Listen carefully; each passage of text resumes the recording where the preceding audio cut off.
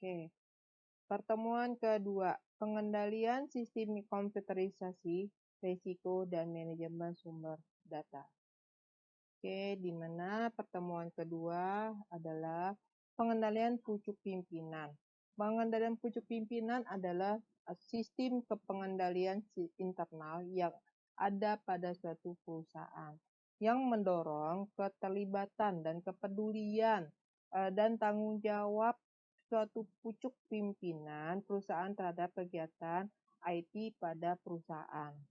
Oke. Terus pucuk pimpinan adalah suatu direksi terdiri dari direktur utama dan para direktur-direktur lainnya yang bertanggung jawab penuh terhadap seluruh operasional perusahaan termasuk teknologi komputer yang ada di satu perusahaan. Auditor dapat menganalisa terhadap top manajemen dengan salah satu cara dengan melihat bagaimana top manajemen terkait pada sistem informasi, apakah layak menjalani tugasnya, pokok dan fungsi yang ada di suatu perusahaan. Di sini jenis perancangan pengendalian, yaitu jenis perancangannya ada dua, yaitu sistem plan atau perencanaan jangka panjang, operational plan atau rencana jangka pendek. Perencanaan sistem, yaitu perencanaan sistem adalah penentuan proses dan tata data yang diperlukan oleh sistem baru. Jika sistem itu berbasis komputer, rancangan dapat menyertakan spesifikasi jenis peralatan yang digunakan. Perencanaan sistem terdiri ada beberapa kegiatan desain untuk menghasilkan spesifikasi sistem yang dapat memenuhi kebutuhan fungsional yang dikembangkan ke dalam suatu analisa sistem. Manajemen data. Di sini manajemen data adalah mengevaluasi manajemen data seorang auditor. Harus tetap memperhatikan pencapaian ada 4 tujuan, yaitu shareability, availability, dan integrity. Sistem Development Research atau CLDSC, yaitu metode pengembangan sistem aplikasi yang terdiri dari beberapa tahapan. Setiap orang harus mempunyai jenis kegiatan. Feasibility Study, informasi analisis, sistem design, programmer development, prosedur and from development, asset test atau conversion atau operational maintenance. Dalam arti di sini feasibility study dia mempunyai suatu keahlian atau di pembelajaran apa sih yang dia bisa. Informasi analisis, dia menganalisis dulu. Setelah menganalisis itu harus dia memberikan suatu informasi. Sistem desain, di sini dia mempunyai suatu sistem di mana sistem itu yang harus dirancang. Program development, ada program yang harus bagaimana program itu satu sama lainnya bisa saling berkaitan. Prosedur and from development. Prosedur yang bersangkutan itu satu sama lain harus berkaitan, tidak boleh berdiri sendiri. Asset test, dalam sini adalah suatu tes, suatu aplikasi atau tes dalam pada pencobaan itu harus ada. Conversion itu dalam arti dari suatu aplikasi yang akan disajikan itu bisa menghasilkan suatu informasi dan maintenance. Suatu aplikasi itu harus ada operasionalnya dan harus ada maintenance-nya atau dia harus ada perbaikan-perbaikan. Oke, di sini ada risiko. Risiko itu adalah change perusahaan dapat memperkecil suatu risiko dengan melakukan antisipasi, kontrol, namun tidak mungkin sepenuhnya untuk menghindari adanya eksperimen atau bahkan dengan struktur pengendalian maksimal sekalipun. Jadi suatu perusahaan itu pasti punya risiko. Nggak mungkin perusahaan itu tidak ada risiko pada saat menjalankan. Ada beberapa jenis risiko bisnis. Dalam suatu risiko bisnis itu ada eksternal dan internal. Eksternal itu adalah pada saat kita ada keluar ke perusahaan lain atau bekerja sama.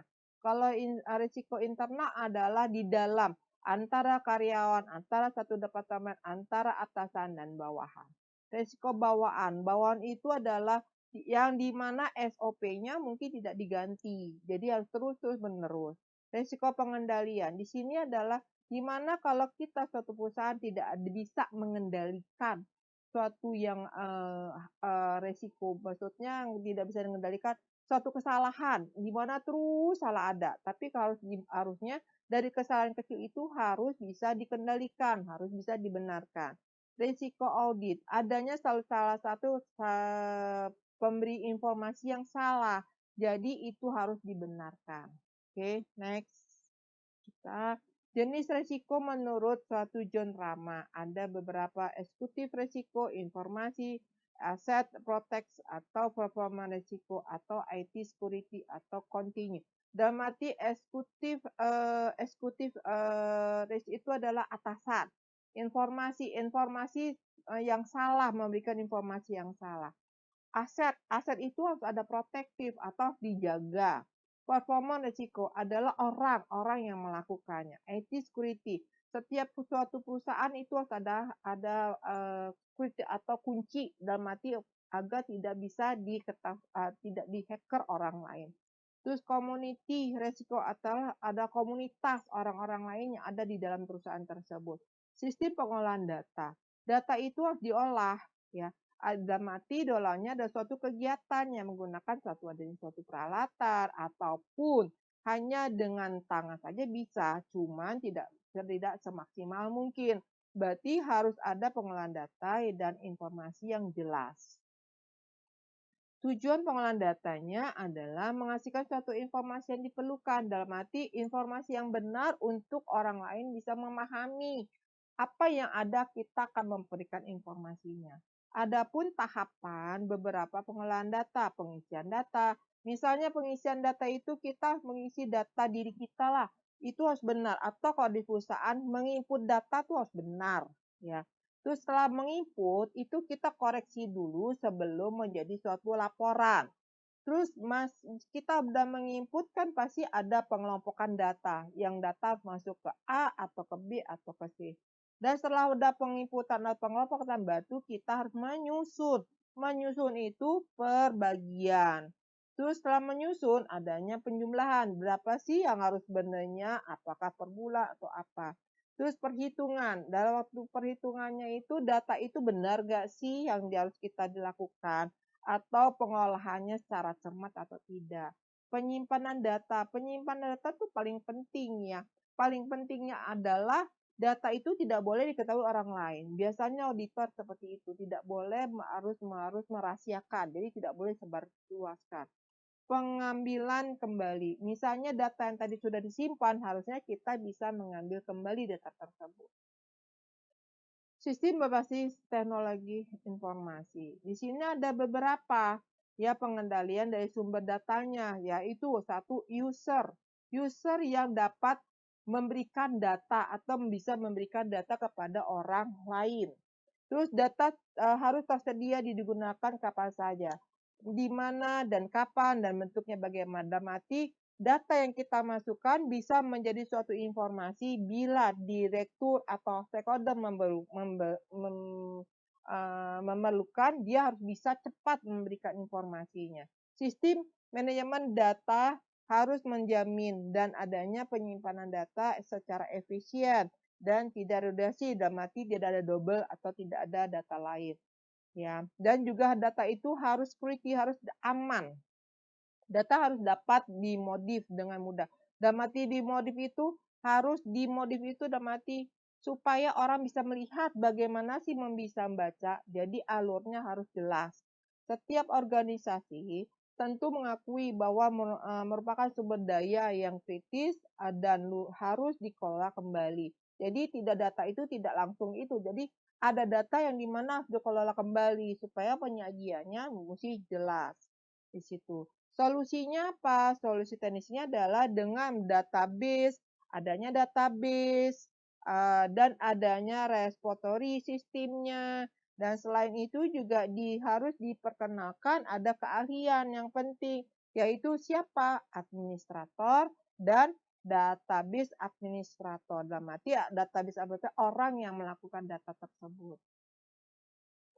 Oke, pengolahan data dapat harus baik untuk mencapai suatu tujuan atau yaitu adalah kemampuan untuk berbagi, ketersediaan, kemampuan untuk berkembang, keutuhan dan dalam arti gini, kemampuan untuk berbagi orang lain bisa mengerti ketersediaan itu adalah laporan yang dibuat itu harus ada.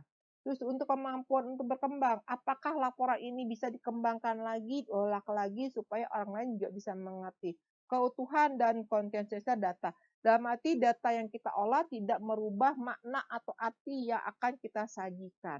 Di sini ada beberapa tugas DA dan DBA atau tugas data administrator dan data database administrator.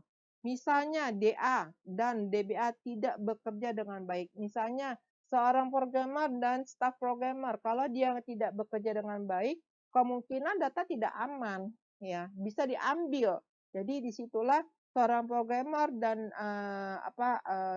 seorang programmer dan data administrator harus benar-benar solid, harus benar-benar menjaga semua data, sumber data yang ada. Sumber data yang paling penting harus dijaga karena memberikan informasi. Kalau datanya satu di-delete atau dihilangkan, maka akan suatu kelemahan data yang akan disajikan, yaitu misalnya database ada hilang, maka komunikasi yang akan disajikan tidak sempurna. Oke, definisi sistem database. Pada sistem database ada 3 tipe, eksternal skema, skeptural skema, internal skema. Data integrity adalah di sini menurut si data events ada mengidentifikasi ada 6 hal yang harus diperhatikan oleh administrator dan database administratornya. Definition control, extension control, access and update control, conversion control, quality control. Dalam arti semuanya harus valid, dalam arti harus ada dijaga di situ. Oke, audit harus melakukan wawancara. Iya, seorang auditor waktu saat masuk, dia sebelum minta data ke orang lain, pasti auditor itu meminta data. Data itu kepada data administrator, di mana banyak data itu yang terkumpulnya adalah di administrator. Oke, pengendaliannya, caranya. Di sini harus bisa dipisahkan antara operational management, harus ada tugas dan fungsi. Pengendalian orangnya, personilnya, pengendalian perangkat keras, dan pengendalian jaringan, dan manajemen operasional. Pemisahannya, ya itu tadi, banyaknya fungsi dari departemen IT dan bukan departemen non-IT-nya. Pemisahannya juga sama, masing-masing fungsi, masing-masing departemen. Pengendalian perangkat lunak, misalnya adanya suatu pengawasan, hak akses yang harus digunakan, peraturan lokasi, lokasi mana yang harus diamankan, penggunaan alat pengaman, yaitu tadi ada security controlnya, pengendalian operasional perangkat lunak, agar kita tidak aplikasi itu tidak dihacker atau diambil orang lain. Pengendalian keamanan data, ya wajib di suatu perusahaan harus ada. Kebijakan keamanan ada beberapa. Satu, adanya kita bisa ada serangan dari luar. Ya, nah kalau kita dapat serangan dari luar, berarti kita harus ada keamanan. Keamanan yang benar-benar terjaga yang potensialnya ada. Kedua, melindungi data informasi yang paling penting, wajib. Suatu perusahaan itu banyak data informasi yang harus dirahasiakan. Ancaman muncul berasal dari dalam maupun luar perusahaan.